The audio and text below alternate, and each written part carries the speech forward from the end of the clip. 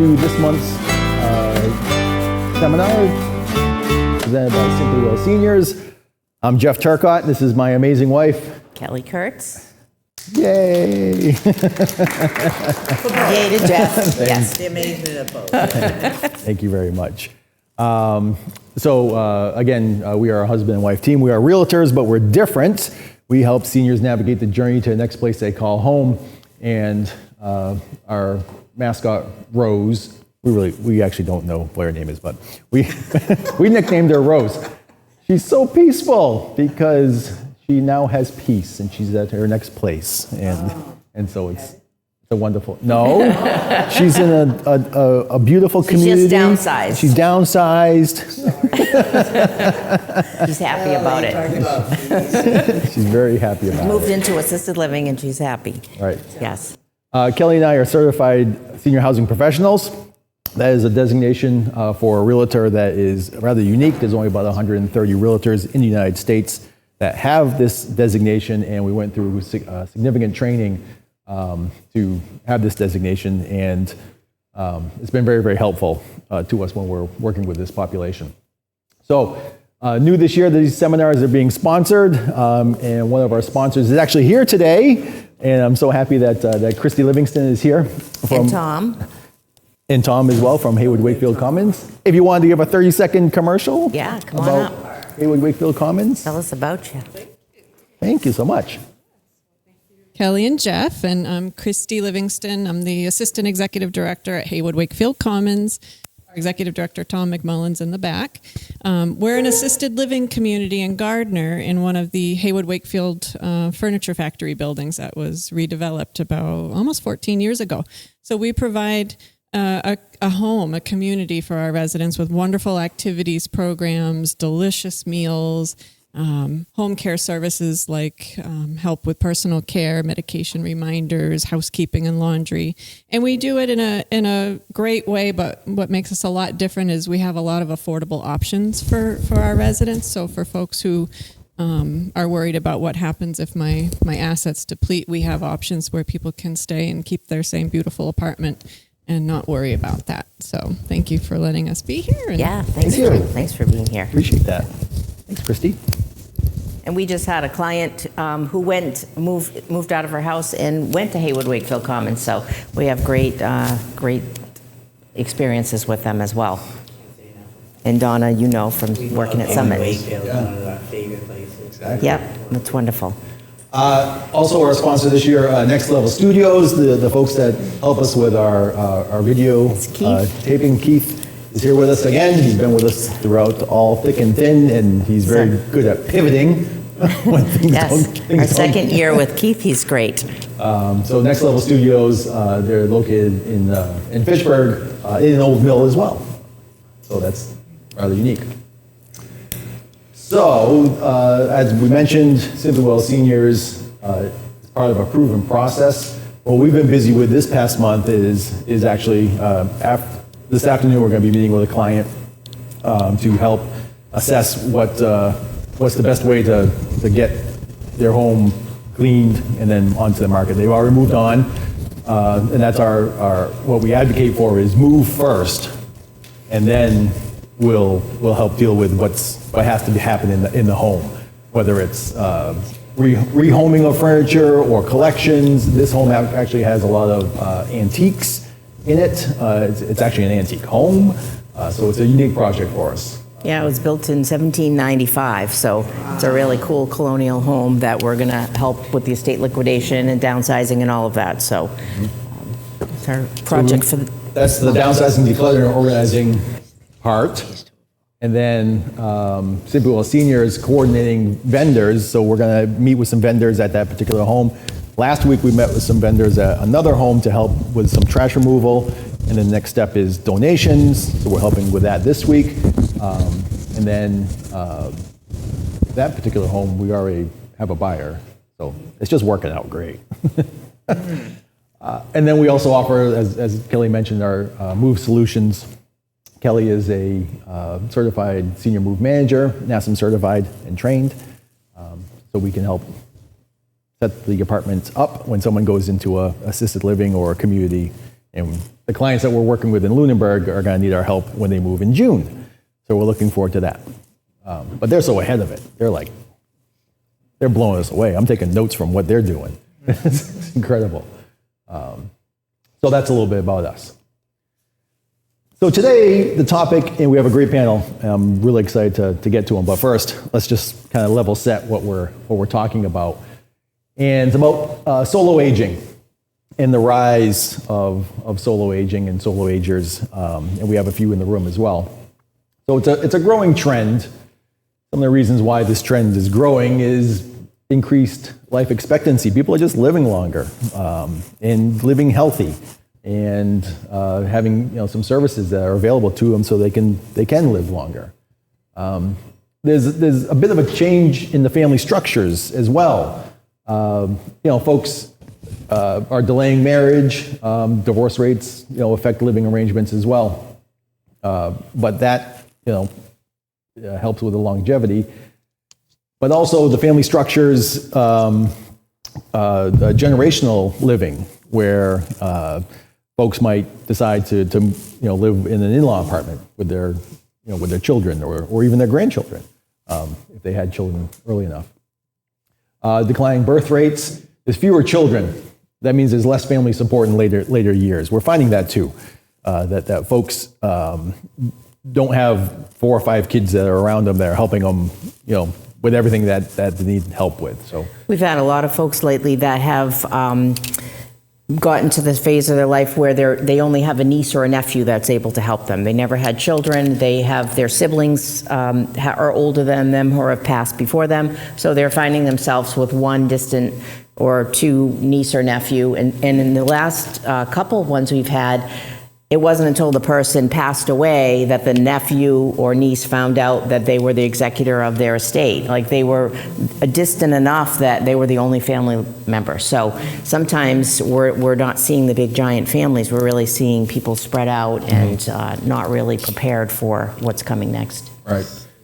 And then also a preference for independence. Many seniors just choose to live on their own. And we'll talk a little bit about that today as well. So the breakdown of solo agers with children, women living alone, solo agers without children. So the population, it's about 28% of people 65 and older live by themselves. So it's less than 50%, but big enough of a population that it affects what we're talking about. And slightly fewer than 6 million men and slightly more than 10 million women are solo agers. So more women are doing this alone than men are. And historically, men tend to die sooner than women, but we're seeing a different trend in that as well. We're finding more wives that have predeceased their husbands, and so we're seeing solo men agers more than we used to. So most people figure, there are a couple now that they're going to age together, but inevitably the chance of a husband and wife passing at the exact same moment on the exact same day is almost impossible. It could happen, but you'll end up being a solo ager. We all will at some point. One of us will outlive our spouse or our partner. So it's a topic that's really important to think about because it's nothing you think about until it happens sometimes. So we're trying to just increase awareness with folks and see how you can do it, be a little more prepared. Mm-hmm. So it's not always smooth sailing, as we'll probably explore a little bit today as well. You could experience some social isolation. There's a higher risk of depression and reduced support networks. Maybe your spouse was the one that was the social person, and or you just get into a point where you don't want to any longer be in those social networks. Healthcare access, transportation difficulties, and decision-making challenges. Oftentimes, a husband and a wife will complement each other in such a way that they're finishing each other's sentences. We didn't rehearse We didn't rehearse that. That's good, though. I was listening. And then, so when that one person is no longer there, it's oftentimes that person, that they took care of their half, the other half is a challenge. And then financial security, single income burden, unexpected expenses. Sometimes the husband and the husband or the wife is the one that's taking care of the finances. And unless they brought the other person up to speed, that might be a challenge as well. Yeah, a lot of times we'll see folks that are after the death of their spouse are overwhelmed with even where the bills are, how much they were, where the accounts were. If they didn't really do it every month, they are a loss for trying to figure it all out. So it's difficult to pick up the pieces while you're grieving. So we had a couple other folks that we were hoping to have a few more folks on our panel, but for some of them it was just too soon. It's been a year or maybe just 2 years that they lost their spouse, and it's still really difficult to talk about it, especially in this kind of a setting. So we know that everybody heals differently and grieves differently, but it can be a tough time for folks. Yep. So as one of the handouts we have, this is an exercise that's a handout that you can take with you. So how balanced are you? And it's a wellness circle, and you kind of rate yourself where you are in this. Yeah, in each of the categories, you would just, maybe make a dot, under your health and fitness. The more balanced you are, you want to be on a full circle. But you might find, your health and fitness, you might be really great or you might be not so great. And so if you put a dot in each of the areas and then just kind of make your circle and really see more visually where you might be lacking and what kind of areas you might want to spend a little more time to ramp up some of those things. So this is just a real general basic thing, but it's something just to think about.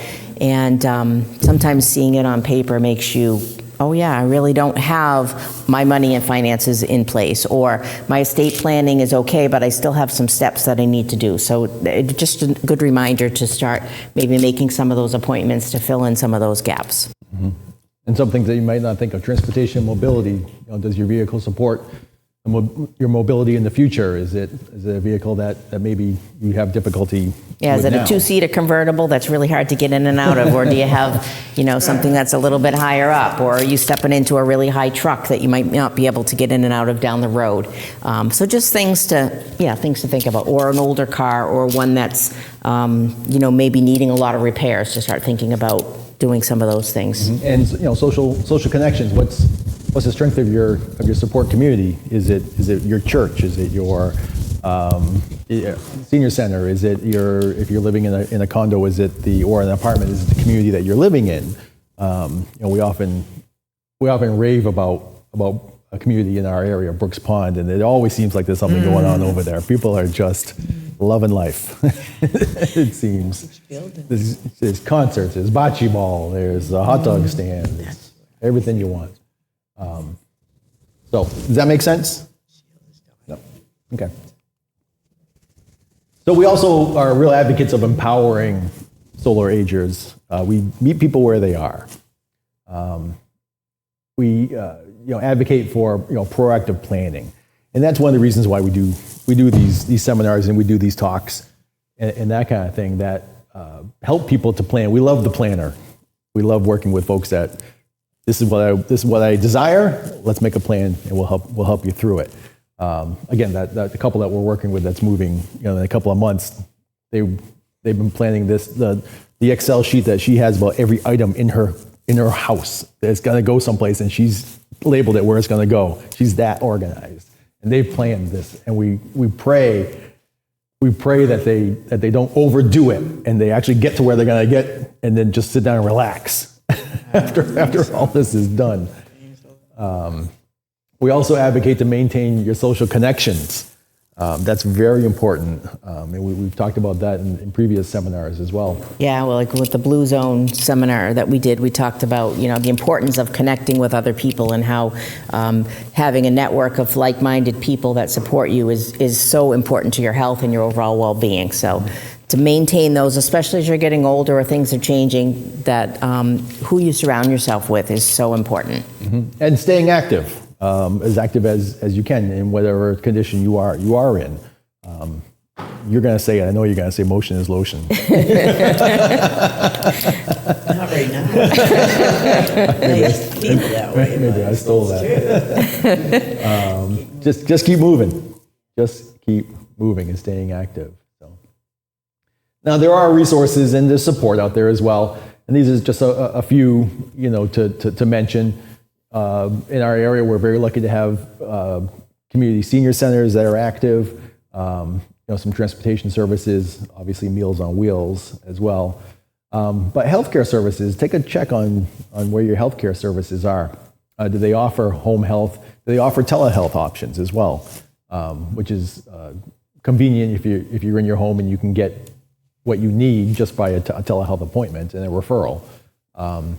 Medicare programs. Later this year, we're going to have a seminar on just Medicare and Medicaid, and really looking forward to that. We have a professional that's all he does is advise people about Medicare and Medicaid. And of course, we have the Summit Elder Care Program, which you've talked about a couple different times in our seminars in the past, but that's another really good resource in the community. And Donna is very skilled at that too. So if you have questions about Summit, she can answer those, even though that's not why she's here today. But and of course, the support networks. If there's plenty of caregivers support groups out there, solo ager communities, some online forums, that kind of thing. But it takes time to find these and get recommendations from other people. And when you find a good one, share it with other people. And other support networks, like we said, your family, your extended family, your church community, those kinds of things. So, all right. Any questions about that? Everybody okay? Okay. So today, we have a couple of great panelists. I'm going to introduce my friend Dennis first. This is Dennis Cormier. That's you. same hat. I think it's him. You say you're going to pick one. I wore the wrong hat. You should have told me. I could have worn my cowboy boots. I know. Still time. There's still time, Dennis. You can do a wardrobe change. Dennis is a friend of mine. Lives in Gardner, and he's a solo ager. And we're going to have some fun today. So have a seat. Give Dennis a round of applause. All right. No, this guy asked me to come here. I said sure, and he gave me the seat that I need a stool to get up in.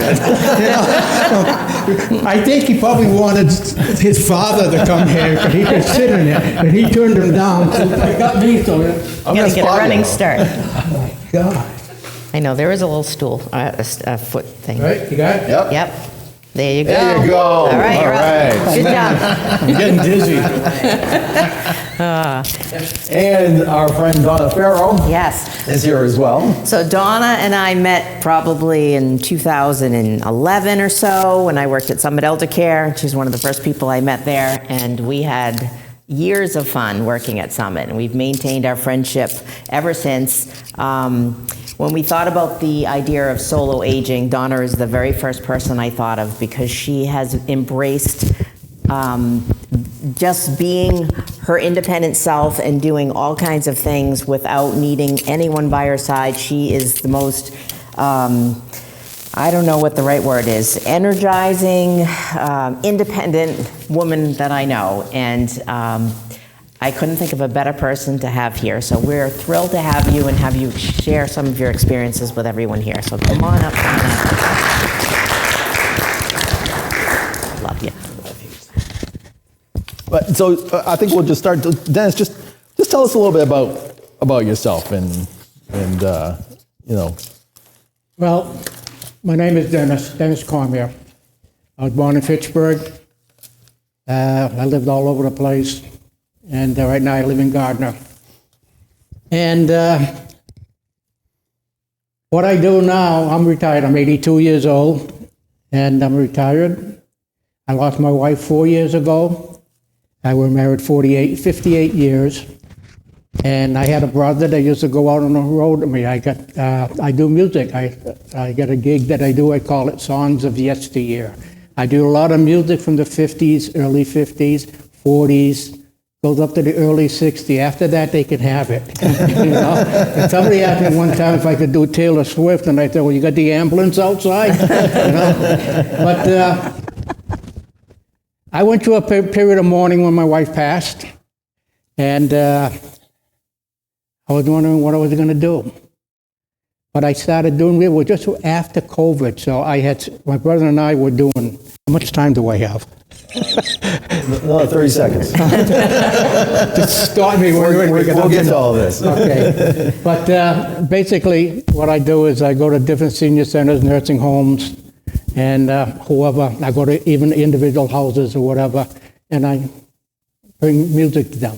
Because music is music is music. And especially young music, it's a connector, and it's the best thing that could happen. But I'll save the rest for when you're ready for me. We'll get you to come to Summit, too. Huh? I want you to come to Summit with your music. We'll book Yeah. Well, you got to talk to his agent first. Yeah, oh, okay. So my name is Donna Farrow, and Oh, always selling. He's selling. we'll talk later. Can we bring to that? So I work at Summit Elder Care. I've always loved living alone. I fell in love and got married at like 47. I got married like in my early 50s. I don't know, 52 in 363 days for my next birthday.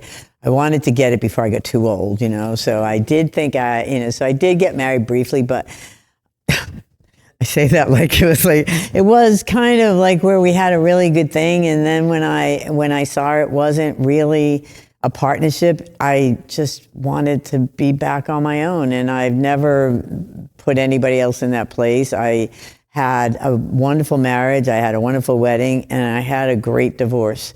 And like all of those pieces were really important, and I saved our friendship, and it just wasn't, there was a good reason to recognize sometimes it's just the right thing. I've just always felt like I know how I can keep building me. Like I know how to make me better because I always want to be the best version of myself, but I don't know how to fix people.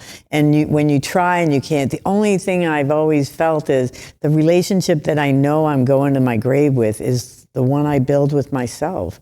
And if I can't make that the best company for me, then like if I can't fix me, I can't fix anybody. So I have loved, self-exploration, learning how to put myself out of a comfort zone and build new comfort zones, travel on my own, do things that keep making my life amazing. Because if I sit around and wait for if you have the right friend or the right to travel or to do things that really interest me, I'd be waiting forever, So I do feel pushing myself to just step out of the comfort zones has brought me so much joy and so many new relations and learning experiences that I would never have. And I feel for me, that's the secret sauce, to just keep wanting to learn and be the best version of myself and just keep pushing past my limits to learn how to do something new all the time, because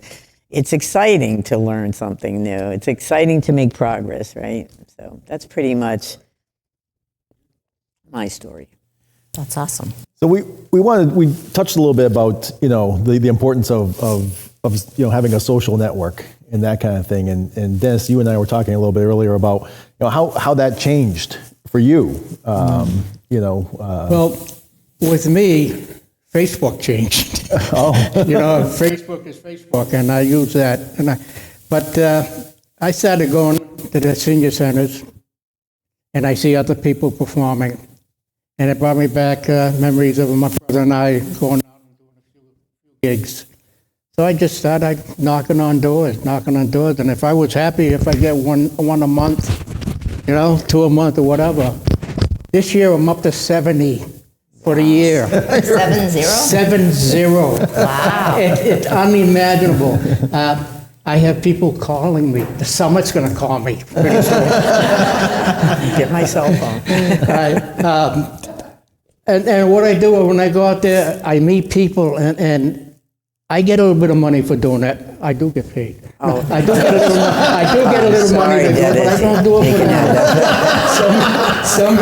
Somebody said to me, you could get more money. I said, I says, just to see the people smile. And when I go to a nursing home and I see the people that are brought downstairs and I start doing music, and they probably don't know who they are when they come in, but when they leave, I have the feeling that they remember they're there because they're sitting there and they're mouthing the words of the songs.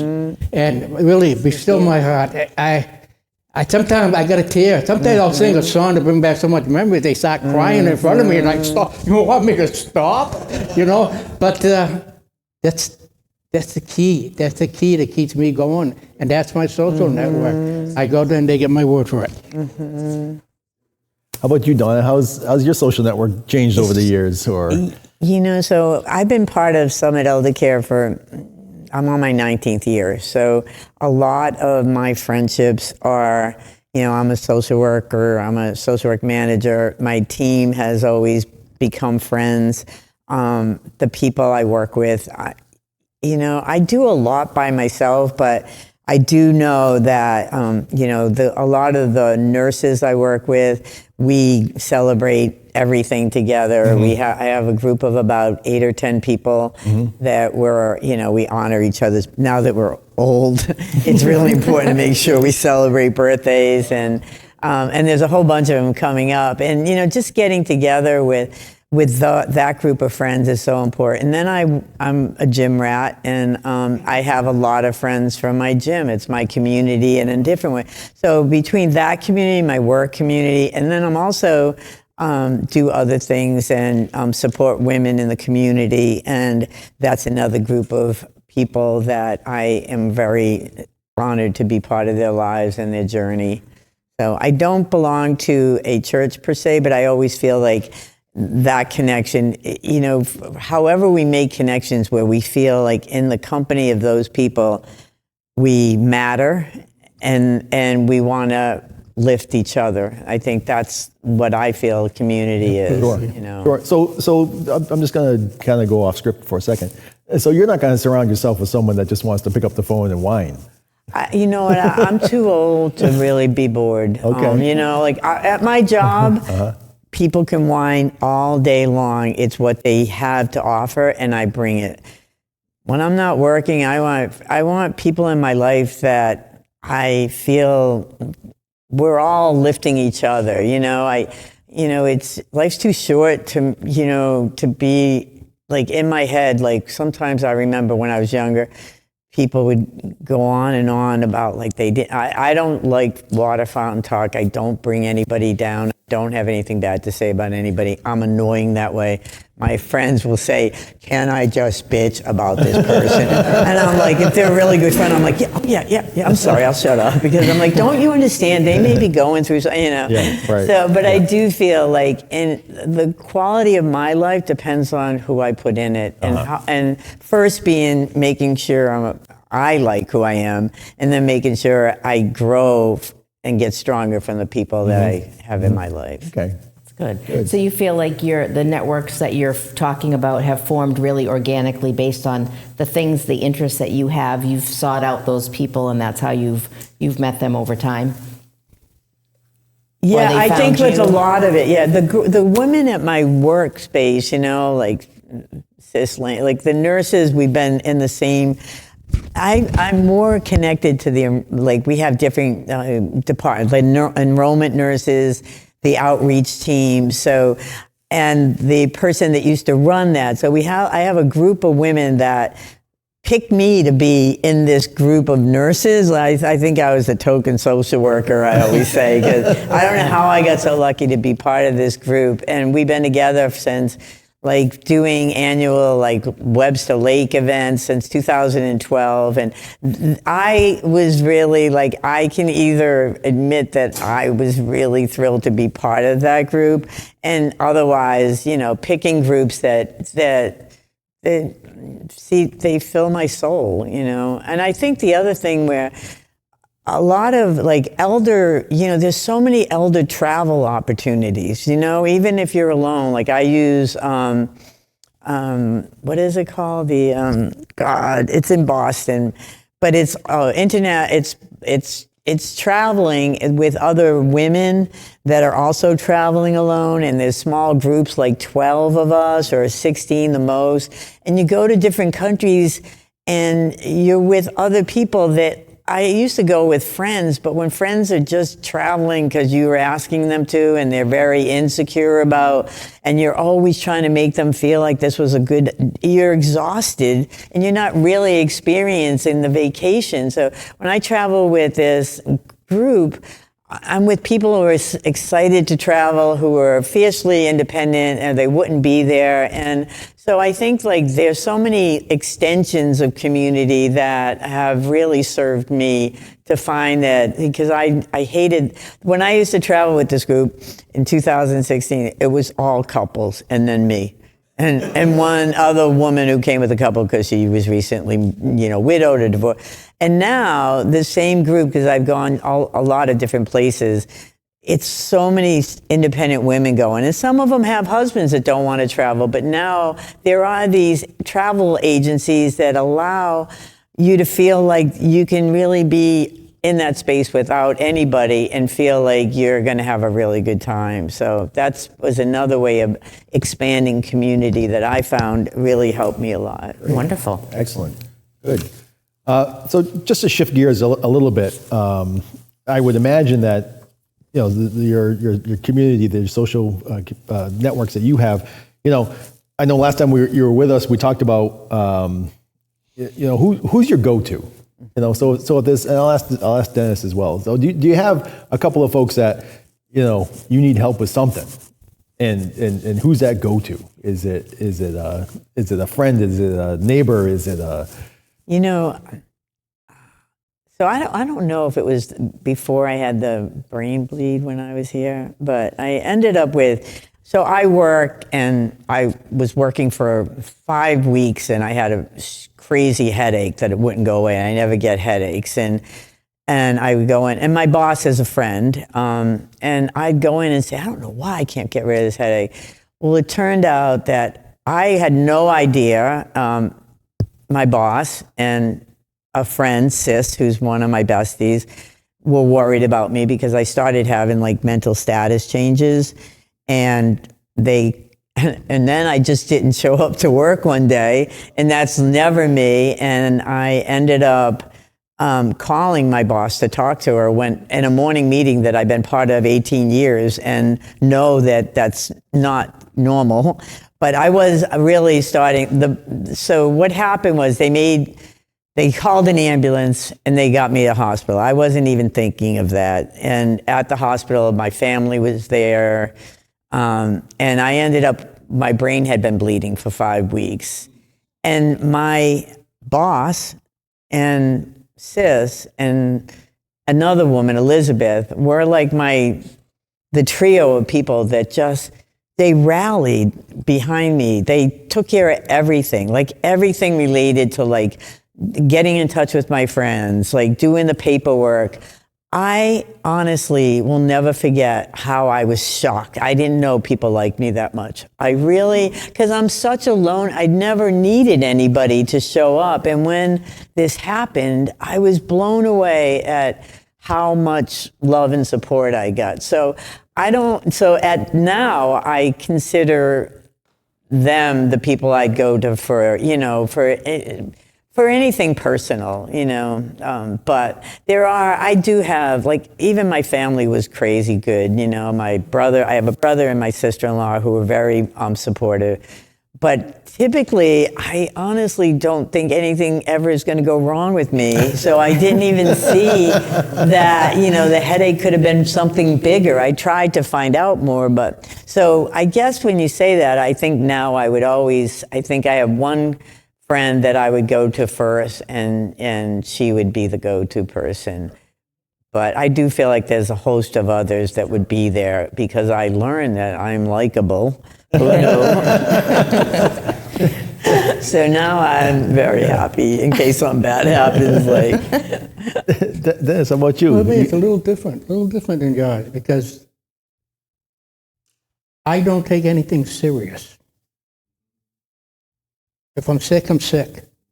If I'm going to die tomorrow, I can die. I have to say, and I've told my friends this also, and my children, I said, I says, Mom passed. When I lost my wife, I just about lost my life. So nothing in my mind can make anything worse than that. Okay, and I lived through that. The priest, Father Fran, Knights of Columbus. I joined. I do my music. I go to every senior center around, and I have friends everywhere. Matter of fact, to answer your question directly, I don't go to them, they come to me. Okay. A lot of them will come to me because they know I'm very positive and upbeat, and I'll give them something to laugh about and everything. So when I really feel down and all, I look in the mirror. Hey, I tell people, I said, you can't laugh at yourself, and you can't laugh at anybody. So every morning I get up and I laugh for 2 minutes, and I can go feed the world. But I do have feelings and all, but I don't let it bother me, and I thank God for that, because that's what's getting me to and helping me with everybody I meet. I mean, they come to me, and Well, it's interesting that you have a routine. Dennis, you have a routine. If you don't show up, someone's coming to check on you, and you as well. If I don't show up, it's because I didn't look at my calendar. Yeah, you're right. I have my daughter. My oldest daughter lives in New Hampshire, and she texts me every single morning. Oh my God. Hi, Dad. How are you? Weather's 29 degrees. Same thing over and over. I said, what do you? She said, I told Mom. But I got to tell you just one quick little scenario. I talk to my wife a lot. People say, you can't, but I do. And that's what gets me to it. I was driving to Ohio, and my wife and I used to go see our grandchildren and my daughter there. And I'm driving down the street, and I said, Charlotte, I don't see any animals. I said, you're going to bring down a couple of deer or whatever so I can see? And I'm going by myself. I don't see anything. Come on, give me something to see. And this is a true story. I'm telling, absolutely true. So after a while, I thought, forget it. Driving, I said, I'm going to put the music on. I said, can you at least give me a good song? Do you know a song came up right off the blue? You talk too much, you worry me to death. Those are the exact same words that I heard as soon as I pushed the button after talking to her for 10 minutes. So I walked up and I said, all right, I get it now. But, that's who I talk to. That's great. That's great. Well, I know sometimes you both have great examples of your daughter calling you, your friends looking out for you. Some of the experiences we've had, as we mentioned in the beginning, is when we have folks that don't have a person, and sometimes they'll pass and their family may not know for a few days, or somebody finally will check on them.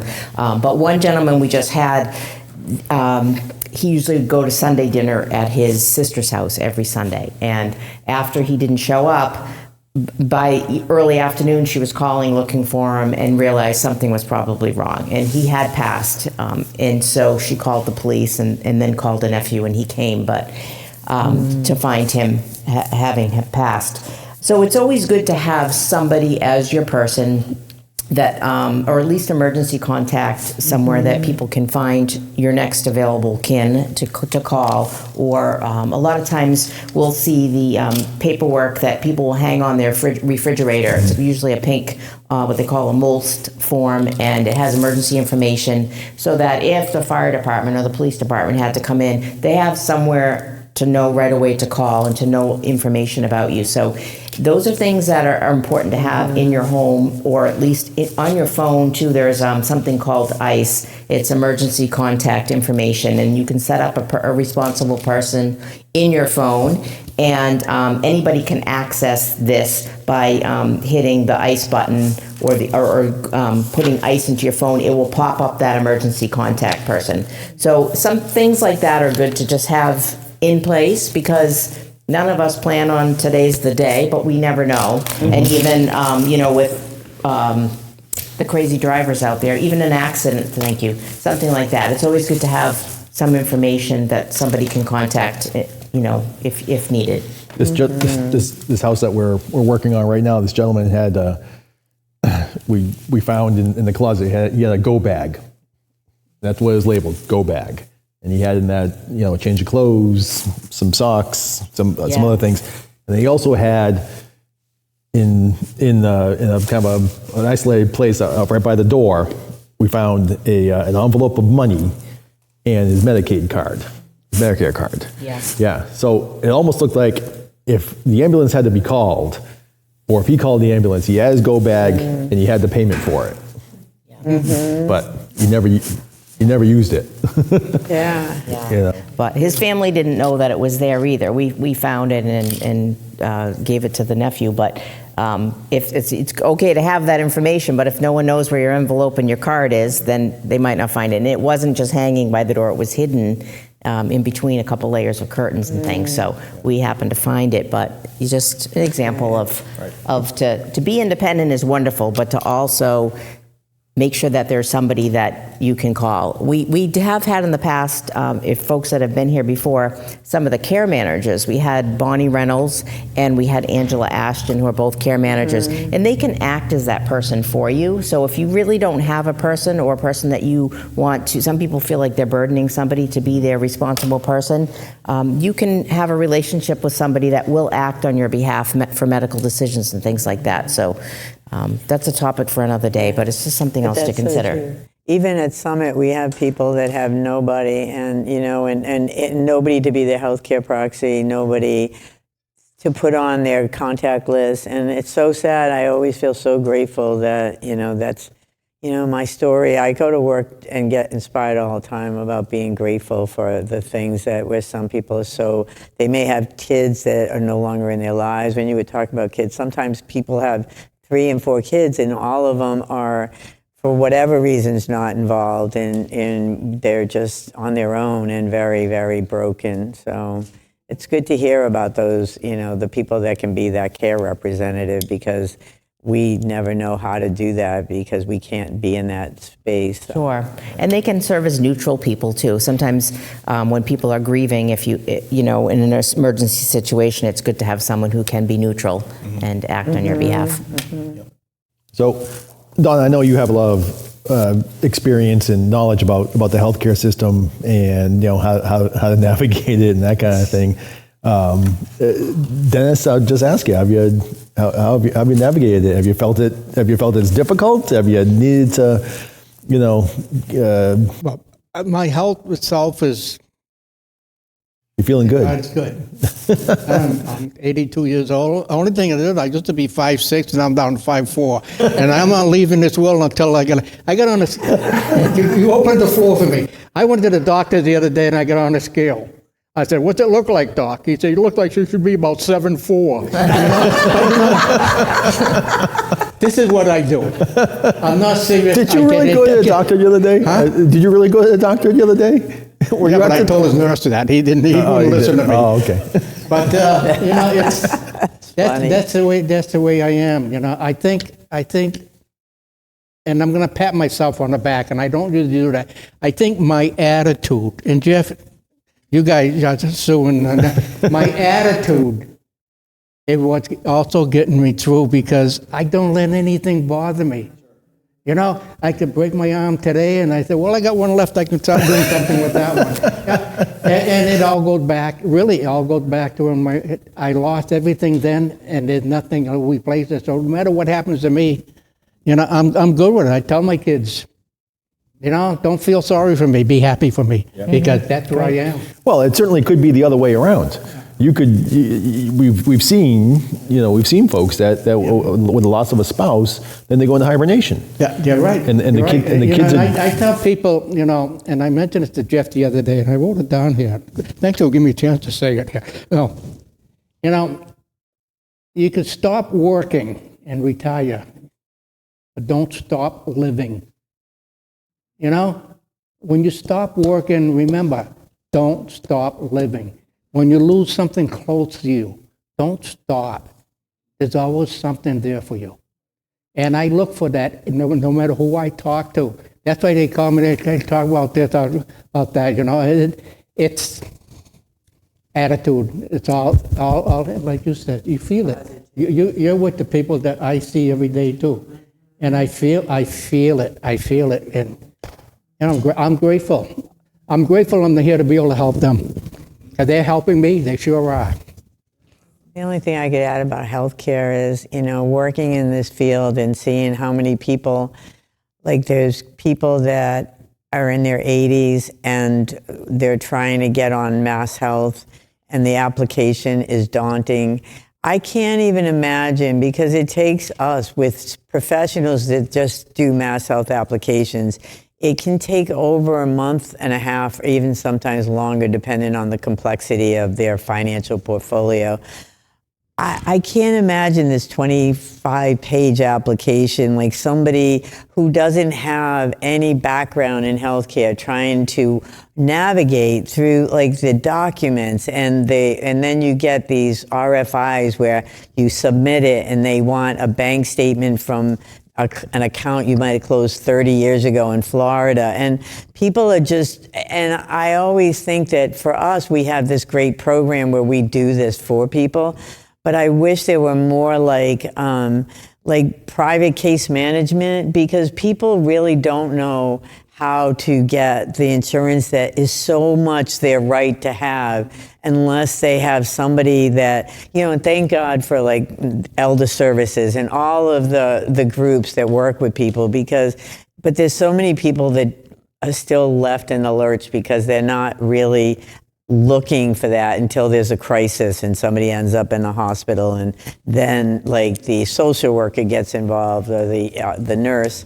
But it is really where we don't do a good job of making sure seniors get the insurance information, and the bureaucracy around those forms is enough to make anybody say, I don't need this, and they're going to stop filling it out and not get their services. Right, yeah, just throw in the towel because it's just, right. you don't understand it's it. Overwhelming sometimes, and especially where a lot of our people are a spouse that has dementia, and you mentioned like where all of a sudden the husband or the wife, whichever who was always doing like the paperwork and the bills and everything, is no longer there, and they just go into a depression, and they're not paying the bills, and then other things, and until something elevates to where it's very bad, services aren't even aware of it, but they do.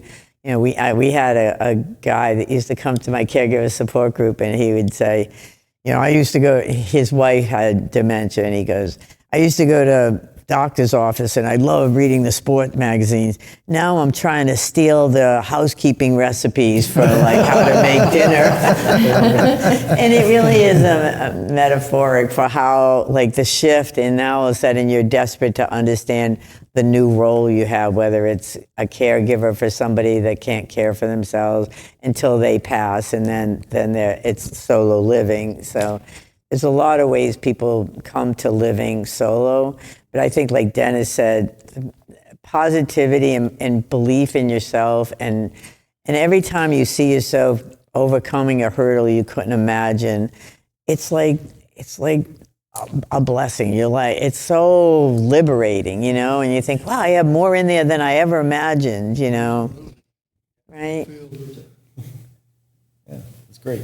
Do you think it's easier to, it's sounding like from what you're both saying, easier to plan as the circumstances come into your life than you find yourself elevating to the next level to take on the next challenge, versus, Dennis, if you were to try to have prepared before your wife passed, what would it be like to be a solo ager? Because you never know who will pass first. So would you agree with that it kind of... Well, in my particular case, my wife died of cancer, so we found out 2 months before she passed. But I mean, I would, and can I tell another? So when she passed, before she passed, she was going to be cremated. So I bought an urn. I didn't show her urn, but I got her favorite color, purple. And again, this is a true story. So I'm sitting with her and I'm holding her hand. I said, honey, your urn came in.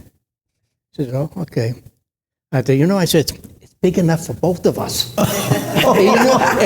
Yeah. Because I look at the weights, Frank, and you know what she said? She's laying down and she goes to me, she goes, "Till death do us part." That there, I keep with me forever because that, and she just had that sense of humor. Then, 'cause that's something I would have said. Sure. I said, we get in the same urn. She says, "Till death do us part." Get your own urn. But anyhow, I didn't have to go off to something. No, that's I always do. But I was prepared when she passed. I wasn't prepared right away what to do after she passed, because I was so involved in up until that moment. And it's that all new once for it you. hit me, Yeah. it hit me, and then I carried on. And it was for my children more than anything. The first Thanksgiving we had at the house, the first Christmas we did, because they weren't with their mother. I didn't want them to be without their father. But since then, I don't do the holidays. I volunteer. I go Thanksgiving, I volunteer at the soup kitchen. Christmas, I volunteer giving out food or whatever. And that's where I meet a lot of people. That's where I am. Attitude. I think it just help somebody else, I don't know if I answered your question. No, but, that was great. Thank you. Yeah. So Do you have for something? me, I recognize that I needed to see a person to get my affairs in order, and I have a niece and nephew, and I always felt like there's so many other ways. If I always want to die and use spending every single penny I have first. I'm not looking really to save somebody else in the future. But if I die and there was money left, I wanted to be, where I had some direction, So one of my gym friends is a partner in a law firm, and he's like that space. So I went to him, and I had a will and a power of attorney set up, and I asked I told my nephew and my niece, 50% of whatever is yours, and the other I was really intent on finding a community resource that really served the community with kids and like homelessness. And so I did. In Worcester, we have this place, Friendly House. So I made sure I put those things.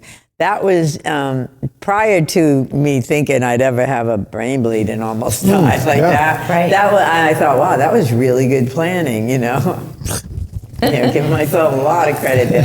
Yeah. But I really wasn't ready to die. I just knew that, I want to live, I feel like I'm so excited about life, and I want to make aging look like something young people look forward to, not rather like it's, this where you get all wrinkled. I want wrinkles to look like mad fun. I really believe that if we just lift each other, all of it can be so much more productive and joyful. And so I feel like the planning is really important, and I did do those things, but I also feel I'd be happy if I don't have anything to leave behind, honestly. Yeah, we're But finding I probably that. will, because I am still working, and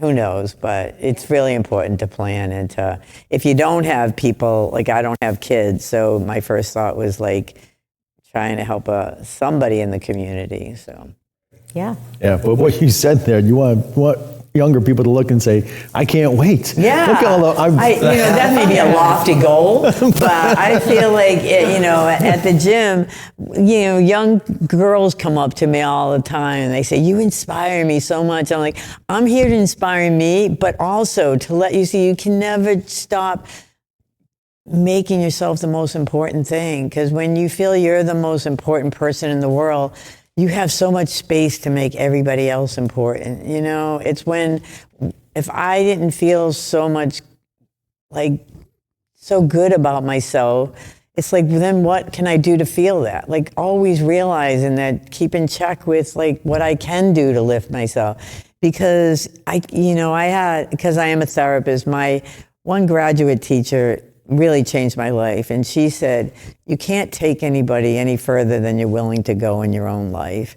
So I live by that. If I want to help people, then how have I helped myself in those same areas, you know? And it's always positivity and laughter and looking in the mirror, and even if you feel shitty, to smile, because it's like almost incredible how it just shifts what you're feeling, you know? It is, it's the best medicine.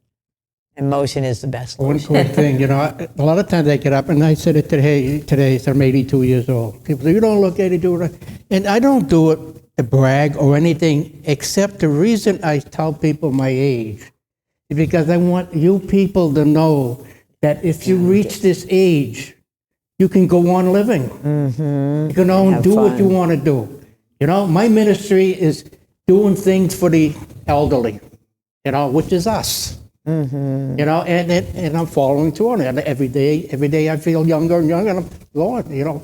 But when I tell people my age, it's mainly to let them know that, you know, they're 60, 65 years old and they're ready to give up. You know, look at George Burns. He was 100 years old.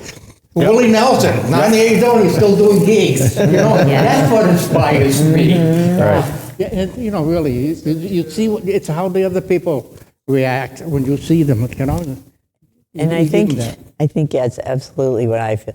Plus, being a woman, women are so uncomfortable saying their ages a lot of times, and I've always just spit it out because I feel if I'm embarrassed to identify a part of me that's like how many years I've been on the earth, then that's sad, you know? I mean, I feel the same way. Like, I'm going to be 70 in a few months, and I feel like if I don't own that, and if I have to feel, if I'm feeling like, oh, I can't say it, it's like so much headspace that's not healthy. And I've been like that forever. Just like own your age and just make it look good.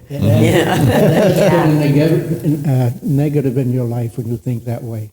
It's just saying something about me that I can't control is not like good. Like, and you know, it's a gift to be able to live to 70 or to 82 or to 85. Some folks, I mean, my mother died at 69. My dad was 78 when he passed. And lots of people die way before their age. You have lots of young folks that die of cancer, all different things. So to be able to embrace your age, I think, is very important. And I think it's great that you're both, you know, thriving and sharing that you're thriving, because it is important for all of us to see that.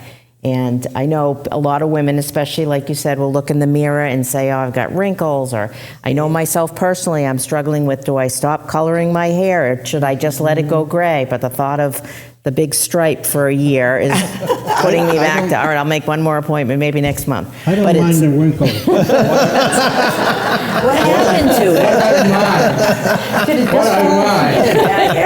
Yeah. So it's nice to see that. You know, it's true. I mean, we can't all look 25 when we're 95, and if we did, we would look silly. So it's to be the best version of yourself. But I agree. It's okay to say aging is uncomfortable. It's murky. It's like sometimes, you know, I was so stupid. I got cataract surgery last year, and I went with the ramped up version that was like, you had to pay privately for it, like $6,000, $8,000 an eyeball. So I thought, well, I'm still working, and I'm getting, you know, I should do this. All I kept thinking, why would anybody be so stupid? The only part of the body they can make young again is your eyes. And then you look in the mirror and you see all the things that you thought looked so much better before the surgery. It's like, what the? Why did I do that? Young eyes for what? And I used to hide behind my glasses all the time. And all of a sudden, now I can't wear glasses, and you know, all of it just seemed like a bad choice. And then the cost. Yes, right. I told the eye doctor the last time I went, and he checked about it, and I said, I got an idea for you. I said, what's that? I said, you ought to put a little chime on the door as they go out. I said, what's that? I said, let it play. I can see clearly now. Can you imagine going to the doctor's office and going out? And he said, are we here for an exam or for a comedy trip? That's what I do. I can see clearly now. It's always, I like it. It's I always do a like comedy it. routine. It's always a comedy routine. It's not an And I had a appointment. Willie Nelson wig one time when I was at a cannabis place in Gardner. I went out, I said, "You want me to go out there with the sign?" I don't think so. Anyhow, I'm sorry. No, that's good. That's You can really what it's advertise about. for that. Laughter is the best medicine. That's great. Anything else that we haven't covered yet, or that you like to? I'm just thinking if there's any other personal stories you'd like to share or anything along your journey. What you laughing for, Sue? No. What I told you, I'd like to. When I do music, I like to end with a little song. It only take about a minute and a half, a minute or so, if you don't mind. So, you get into this? You want to join me in the song? I wanted her to finish because I knew what she was going to ask. Like, so just a personal story. A personal story about solo aging or something that you've done, that you've accomplished, that you're proud of, that you'd like to share with some of the folks here. Something that we had a lot of questions we were going to ask, but we kind of overlapped in a lot. So just thinking if there's something else you wanted to share, it could be about anything along your journey, anything in your life that you thought would be helpful to other folks. I have just the one thing that I think really is everything to me is that relationship with myself, like my body, like seeing, like when I started just working out and just seeing that, like I always go back to the only thing you have ownership of is yourself, and to be brave enough to go and start working out. Like and how much that gives me every day. I always say, like, I've had so many, crania. I've had a couple crania. I have many replacement parts. There's so many things that have changed. But every day I know that self-discipline of just showing up for that part of my day. It's like I put on my gym clothes and I look in the mirror and I feel like strong. Like it's the space I feel like I know I'm one with my body. Like all of me is like connected and I don't look at it as a separate entity. And when I'm working out and I can just feel like that connection to my physical space, it helps me. Like, it's so important with balance and, being limber. Balance is everything. And I see how many times people fall in our program and it's really where, people are so much in their heads, always with anxiety and not paying attention to the next footstep. And falling accidents are, for me, the moment you stop thinking about where you're putting your foot and you're in your head thinking about something. And I've had that, and I don't want to live where I'm not making intentional decisions with everything I do, because the next fall could be another, I've already had 2 hip replacements. There's so many things that are important to pay attention to in the aging process. And daydreaming while walking is never a good plan, It's and learning how to find balance and doing exercises that give us more balance. So many times you could be like where you catch your balance. It's because you're practicing, exercising parts of your body that are helping you to feel like more as one. Like when I move, I don't feel like stay unstable. I feel strong because I work at it. And I feel like my workouts now are about, staying with flexibility and balance, and just seeing when we take care of those parts, when we put something like that into our lives, it gives so much back, So that's really has been so helpful to overcome so many physical changes and challenges. So Yeah, and I will say, I remember sitting in those morning meetings Donna was talking about for years, and we'd start at 8:30, and Donna had already been at the gym since like 4 o'clock in the morning. She'd done still do that. elliptical, treadmill. I mean, she was working out. It was snowstorm, no matter what. She always had her workout in, and very inspiring, because many people were just kind of showing up at the meeting barely awake, and she had already done more than any of us had done in a month in one morning. It's just like some people make beautiful homes. They have kids they raise. They do things that mean just as much. I don't have those pieces, but I do know I have the ability to make me happy within my own life space, you know, and I always say people do what they feel good about. Do something you feel good about. And for me, that just happens to be my space. And I'm not really happy about getting up at 3 in the morning anymore, but I still do it 3 days a week and on weekends. But weekends, I'm a later person. But yeah, that self-discipline has carried me through a lot of mornings that I just didn't want to get up. But I know if I don't, I'm going to feel worse. But like I said, whatever it is, dance, like anything that connects you to see that we're not just falling apart old people. We're people that have vibrance and so much love and history and abilities left, and you know, to just harness what's inside of us, it takes stepping out of our comfort zone and not, you know, falling short like that. And again, I think attitude, as you both have mentioned, has carried Donna specifically a long way since I've known you. I mean, people that have had 2 hip replacements or a knee replacement or a craniotomy could easily say, I can't do this because this has happened to me. But to be able to go on and do as much as you've done and rehab yourself back to the point, it really helps inspire other people to think, I can push through this and I can work within my limits and be strong, the strongest version of myself. Right, and you know, I think that the things that happened way before those pieces were really the challenges that could have changed me forever. So I've been, you know, throughout my life, I put myself in places where coming back was like a determined, never give up hope, always believe I'm going to come back, always feel that way. So when I got to the physical falling apart, I was way better at it than if I didn't have all those life survival skills from being a crazy young person. But yeah, it's true. Just never give up. Just, you know, and I feel like every little thing we do that makes us feel like we're moving in the direction that our head wants us to be in, but we're not willing, makes us feel like some sort of, you know, puffed up feeling, right? Yeah, yeah. Well, thank you for that. Yeah.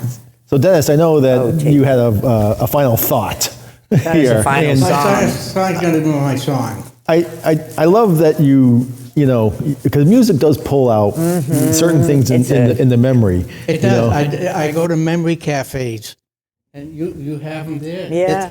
That's it. I had told my children, I said, or my friends, I said, if it gets to the point I'm doing a gig and I'm not there, let me know. Because I'll go to memory care and I'll always remember the song. Just put me up there. I'll be in my wheelchair. You put that song, the music on, like- and it goes. Look at Glenn Campbell, who had Glenn Campbell. Yeah. dementia, and he could, right? Sing the song. What's his Bennett, name? yeah. Tony Bennett. Yeah. Oh yeah. But music is a common. it brings us all together, and Remember I who thank you were for what when you heard the do. song, who you were with. Sometimes that's not good too, but you know, it's songs Yeah. and music. Huh? Yeah. So why don't you finish us out? here? Yeah, take us out. It's All out. right. You ready? This song, Jerry Lewis used to end his telethons with. All When right. you walk through a storm, hold your head up high and don't be afraid of the dark.